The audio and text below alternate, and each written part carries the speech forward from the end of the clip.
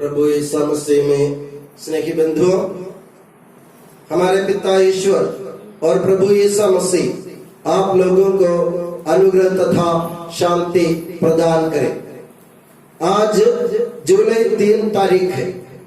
आज के दिन पवित्र कैथोलिक कलीसिया और विशेषकर सेंट थॉमस या सीरो मलबार कलीसिया, भारत की कलीसिया, महान संत थॉमस का पर्व बड़ी खुशी के साथ धूमधाम से मना रही है। और हर साल जुलाई 3 तारीख को हम संत थॉमस के पर्व मनाते हैं। मगर इस साल संत थॉमस के पर्व की एक विशेषता है। वो विशेषता यह है कि संत थॉमस जो प्रभु यीशु मसीह का प्रेरित था, जो प्रभु यीशु मसीह का चेला था, वे सन 52 में अपने भारत देश में पधारे और 20 साल तक प्रभु यीशु मसीह के सुसमाचार का प्रचार कार्य करने के बाद सन 72 में चेन्नई के या मद्रास के मैलापुर नामक एक पहाड़ी पर वे शहीद हुए थे। एक हिंदू पुजारी ने उनके बगल में, उनके पीछे से भाला मारा और उनको गोद दिया और उनकी शहादत हो गई।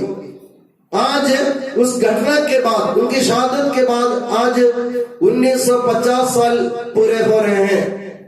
तो आज हमारे लिए गौरव का दिन है, हमारे लिए खुशी का दिन है कि हमारे लिए बहुत बड़े आनंद का दिन इसलिए है कि संत थॉमस जो विश्वास की ज्योति लेकर, प्रभु यीशु मसीह के सुसमाचार की ज्योति लेकर हम लोगों के मन में पवित्र सुसमाचार के बीज बोने के लिए भारत देश में पधारे थे।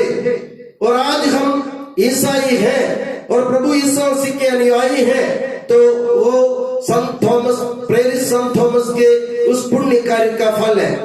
तो हम सबसे पहले उस महात्मा को, उस महान संत को अपने दिल से याद करें और उनके बलिदान, उनकी आहुति और उनके जीवन दान के लिए हम प्रभु को धन्यवाद दें।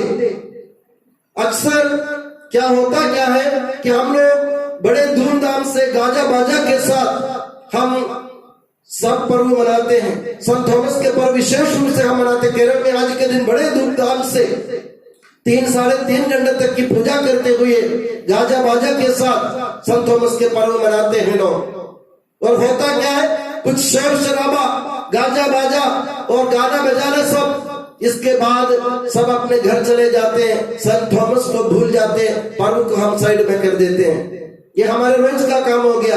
हमारे यहाँ भी हम पर्व मनाते हैं, कुछ देर के लिए हम पूजा करते हैं, मंदिर में बैठते हैं, सुनते हैं वचन, उसके बाद हम अपने जीवन से संत थॉमस को या किसी भी संत को हम दूर कर देते हैं। मगर मेरे प्यारे बंधु, प्रभु यीशु मसीह नहीं चाहते। प्रभु यीशु मसीह चाहते हैं कि हम अगर किसी संत का पर्व हम मना रहे हैं, उस संत के बारे में जानो और उनके जीवन में जो गुण थे उसको अपना लो और उस संत के अनुसार, उनके नमूने के अनुसार प्रभु यीशु मसीह के सुसमाचार का प्रचार करने के लिए अपने आप को तैयार करो। इन सब के बिना पर्व मनाना व्यर्थ होता है, बेकार होता है। इसलिए हमें करना क्या? आज हम संत थॉमस के पर्व मना रहे हैं तो हमें जानने की जरूरत है, समझने की जरूरत है कि संत थॉमस कौन थे, क्या थे, कैसे थे और उन्होंने क्या किया था अपने जीवन में। संत थॉमस प्रभु यीशु मसीह के 12 चेलों में एक थे जो बहुत बड़े हिम्मत रखते थे और वे किसी भी से डरे बिना प्रभु यीशु मसीह के प्रचार के लिए सबसे आगे रहता था। आज के सुसमाचार में आपने सुना, प्रभु यीशु मसीह यहूदिया आने के लिए तैयार हो जाते और चेलों से कहते, मेरा मित्र लाजरुस सो रहा है या वो मर गया है, मैं उसको जगाने जा रहा हूं। तो 11 शिष्यों ने प्रभु से कहा या प्रभु को समझाया, प्रभु कुछ दिन पहले यहूदी लोग आपको पत्थरों से मार डालना चाहते थे, वे अभी भी आपको पत्थरों से मार डालने की ताक में रहते हैं, तो आप क्यों बाद में फिर यहूदिया क्यों जा रहे हैं? आप ऐसा पागलपन क्यों करते हैं? आपको मालूम है कि आपकी जान खतरे में है, आपको मालूम है कि यहूदी लोग आपसे नफरत करते हैं, आपको आपको मालूम है कि वे लोग आपको विरोध करेंगे, और आपको यह भी मालूम है कि वे लोग आपको बख्शेंगे ना, कि आपको जान से मार डालेंगे। इतना सब जानने के बाद आप क्यों यहूदिया जा रहे हैं? एक साधारण इंसान होता है ना, जिनका दिमाग चलता है ना, वो कभी नहीं जाता। हमको मालूम पड़ता है ना, कोई भी हमारी ताक में बैठे हैं, हमारे ऊपर हमला करने वाले हैं, हम उस तरफ मुंह मोड़ के भी नहीं देखेंगे, भूल से भी नहीं जाएंगे। मगर यीशु मसीह जाने के लिए तैयार हो गए। तो 11 ने उनको मना किया, उनसे सवाल किया। सिर्फ एक ही चुप था उस समय, जिन्होंने मना नहीं किया था, संत थॉमस। संत थॉमस ने बाकी 100 शिष्यों को, बाकी अपने 11 चेलों को, अपने दोस्तों को समझाते हुए, उनको प्रेरणा देते हुए कहा, हम भी चले और उनके साथ मर जाए, हम भी चले और उनके साथ मर जाए। तो संत थॉमस के कहने का मतलब क्या था? संत थॉमस ये शब्द इसलिए कहे थे कि उनके मन में यह दृढ़ धारणा थी, उनके मन में यह धारणा पक्की थी कि प्रभु यीशु मसीह दुनिया को मुक्ति दिलाने के लिए आए हैं, और यहूदी लोग उनका विरोध करते हुए उनको मारेंगे। वे अपनी जनता के लिए अपने जीवन की आहुति देंगे। और उनका सबसे बड़ी धारणा यह थी कि अगर मेरे गुरु ने जनता के लिए जीवन देने के लिए तैयार हो गया, तो गुरु का चेला होने के नाते मुझे भी अपनी जनता के लिए जीवन देने की जरूरत है, या मेरे गुरु के साथ मरने की जरूरत है। इसलिए संत थॉमस ने दूसरे चेलों को प्रेरणा देते हुए समझाया कि हम भी चले और उनके साथ मर जाए। ये दृढ़ धारणा थी, सबसे पहला गुण उनके जीवन में, दृढ़ धारणा, जिसके बारे में और जिसके पीछे वे लगे हुए थे उसके बारे में, यानी यीशु मसीह के बारे में उनकी धारणा पक्की थी। दूसरी बात, पक्की धारणा होने वाले व्यक्ति क्या करेंगे?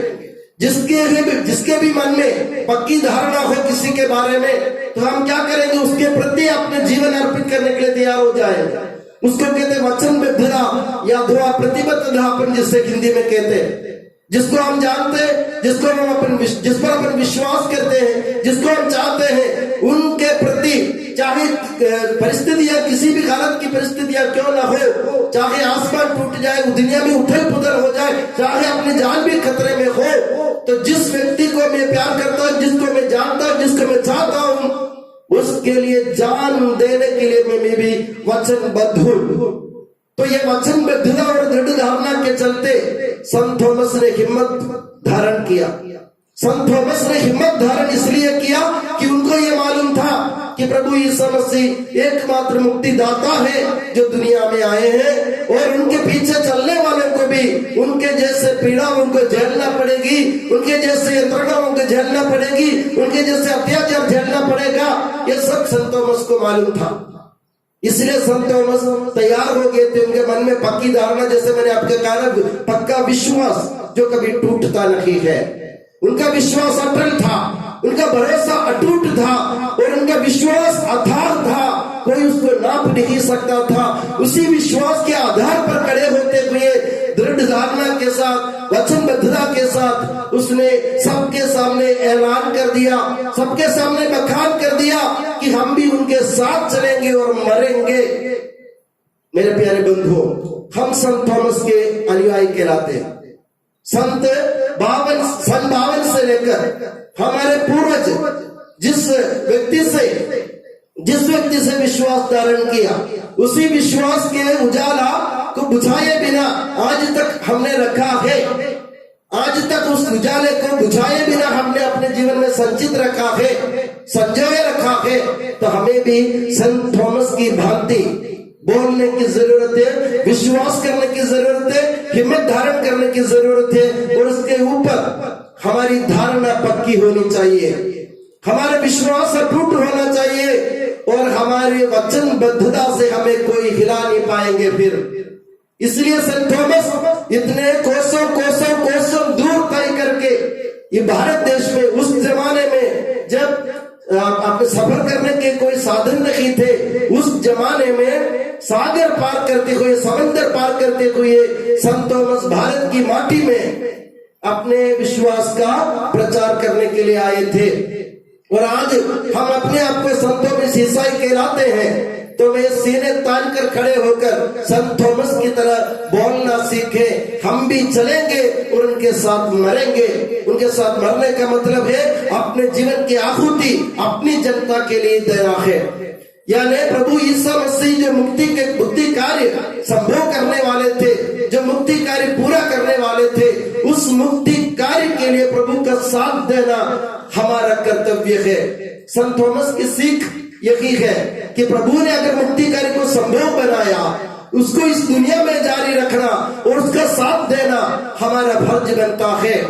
उसके लिए हमें संत थॉमस की भांति ये दृढ़ धारणा और हमारे वचनबद्धता के साथ हिम्मत धारण करते हुए हमें कहने की जरूरत है कि हम भी प्रभु के लिए, जनता के लिए अपने जीवन गंवाने के लिए, अपने जीवन की आहुति देने के लिए तैयार है।